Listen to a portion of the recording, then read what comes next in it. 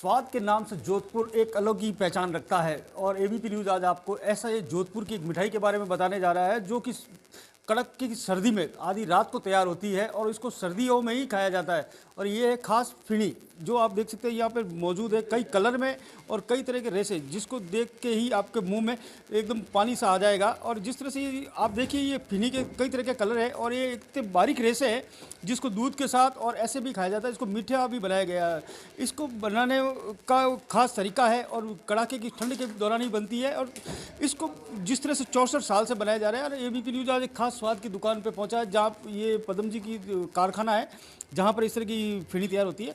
Sir एक तो आपका स्वागत है और जिस तरह से आपका स्वाद के नाम से जाना जाता है कि ये खास फिनी बनाई जाती है, कैसे तैयार करते हो आप फिनी? फिनी रात को बनती है, रात के 12 बजे इसका प्रोसेस शुरू होता है। तो इसको बोलते हैं जैसे पहला बाला, दूसरा बाला, तीसरा बाला में ये जाके तैयार होता है।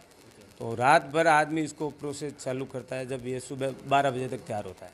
जिस तरह से ये तैयार होता है तो ये इतने बारीक रेशे कैसे होते हैं, बाल जैसे, और इसका स्वाद भी एक जैसा रहता है?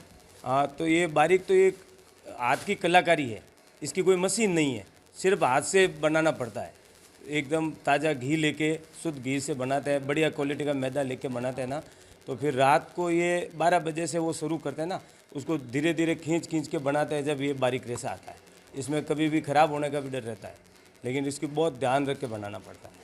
जिस तरह से ध्यान रख के बनाते हैं साथ साथ आप बदलाव भी कर रहे हैं। जैसे फिनी पहले खाली फीकी आती थी, अब कई तरह की फिनियों की वैरायटी आ रही है। आपके पास कौन कौन सी वैरायटी है? हमारे पास एक तो प्लेन फिनी वाइट जो नॉर्मल सदाबहार फिनी है, एक दूध की फिनी बनती है जिसमें दूध डाल के बनाते हैं, एक केसर की फिनी है, एक स्पेशल जो रबड़ी की फिनी है जिसके ऊपर मावा लगा, तो एक उसमें लच्छा फिनी आती है फीकी वाली, वो भी अभी बहुत ज़्यादा डिमांड रहती है उसकी, जो लच्छा फिनी डिमांड रहती है। तो एक जैसा स्वाद कैसे बन रहा है, मैं ये जानना चाह रहा हूँ कि जिस तरह से कई वर्षों से 64 सालों से आप कर रहे हैं और इसकी शुरुआत किसने की थी? और मेरे पिताजी पदम सिंह जी ने ये छोटे स्तर से इसकी शुरुआत की थी पहले। और इसको पूरा ये जो लाल फिनी है इसको जोधपुर में पहली बार मेरे पिताजी ने यहाँ जोधपुर में लाया था। पहले जोधपुर में नहीं बनी, इसके मतलब जन्मदाता वही है लाल फिनी के, और वही इनको बनाई है। वो उन्होंने भी नई नई वैरायटी और उनके एक ही रास्ते से एक ही क्वालिटी से माल बनाया ना, बढ़िया क्वालिटी, जब ये एक ही जैसा स्वाद है हमारे यहाँ। सर एक ही स्वाद है। अब ये गर्मियों में नज़र नहीं आती, सर्दियों में क्यों खाई जाती है? ये सर्दी में ही खाते हैं और सर्दी में भी बनती है। मेन चीज़ इसकी बनती भी सर्दी में ही है, गर्मी में बनती भी नहीं है और लोग खाते भी नहीं है, टेस्ट भी नहीं लगती है इसका। और सर्दी में भी इसका जैसे ज़्यादा सर्दी बढ़ेगी ज़्यादा टेस्ट लगेगा, ज़्यादा लोग ले जाएंगे। जैसे जैसे गर्मी आएगी धीरे धीरे कम हो जाएगा और फिर बिल्कुल बंद हो जाए। 2-3 महीने चलता है। सर मैं ये कह रहा था ये कि सर्दी का संदेला जिस तरह लाडू खाता है उस तरह से ये काम में आती है? बिल्कुल सर, सुबह सुबह नाश्ते में लोग चाव से खाते हैं, दूध के साथ खाते हैं।